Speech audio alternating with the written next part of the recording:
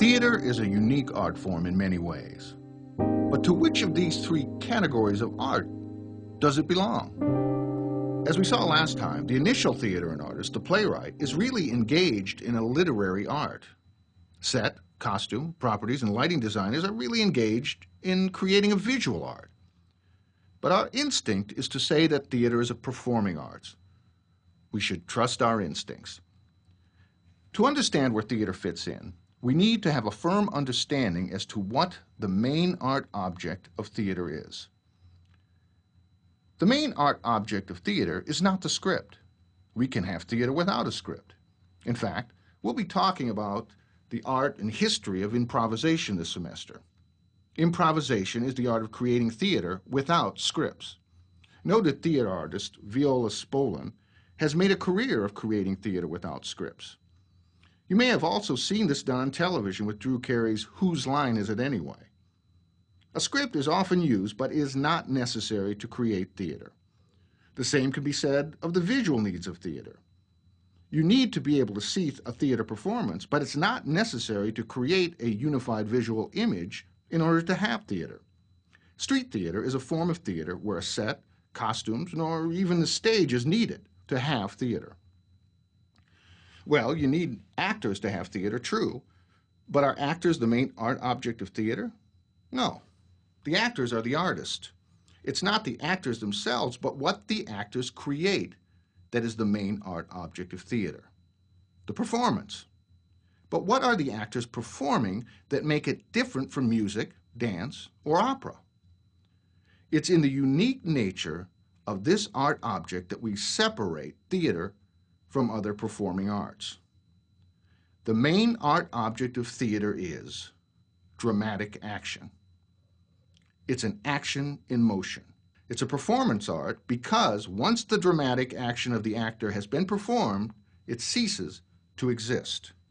A production may perform the same play each night, but as with life, the nature of that performance changes with each performance and becomes a different experience for both the performer and the audience. What is dramatic action? Let's go back to the earliest discussion on record of the nature of dramatic action. In the 4th century BC, the ancient Greek philosopher Aristotle wrote a work entitled Poetics. In Poetics, Aristotle attempted to discuss the nature of art, literature, and theater. In Poetics, Aristotle referred to the genre of the most popular form of theater of that time, tragedy, as an imitation of an action. This definition has sufficed for centuries as the basic definition for the main art object of theater, dramatic action. Theater borrows from life itself to create its object. It takes the everyday actions of human existence and puts them on stage in order to comment on the human condition itself. It is, however, not an action, but an imitation of an action. That is to say that the audience is very aware that what they're watching is a fiction. It is the artificial quality of the action that makes it an art object. Even though the audience is aware that the action they're viewing is a fiction, they still become emotionally involved in the action of the play. Why is this? If the audience is aware that they are watching actors on a stage, then why do they fear for them when they are in danger? Why are they moved for them when they suffer? This is all part of the magic of theater. We become emotionally and personally involved in the action of a play because of the universal truth which exists behind the fiction. Even though we know that what we're watching isn't real, we're willing to accept it as reality while we are watching it. This is known as the willful suspension of disbelief.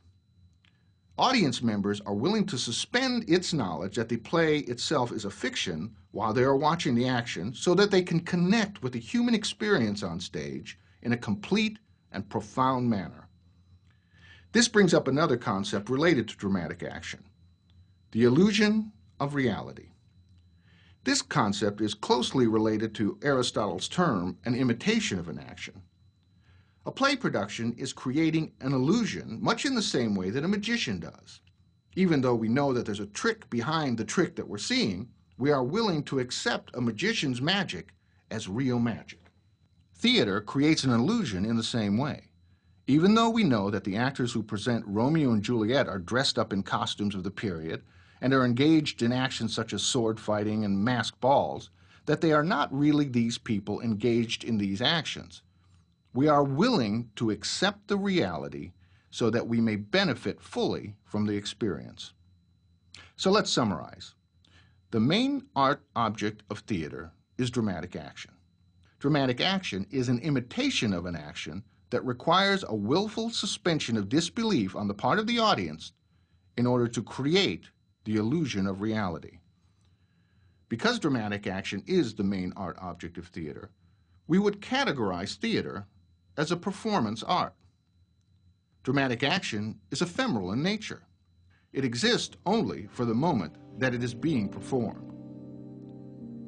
Well, that brings us to the end of this section. We have one more very important section on theater art. The next section will take a close look at the nature of dramatic action and how you should apply your knowledge of dramatic action to the requirements of the rest of the semester.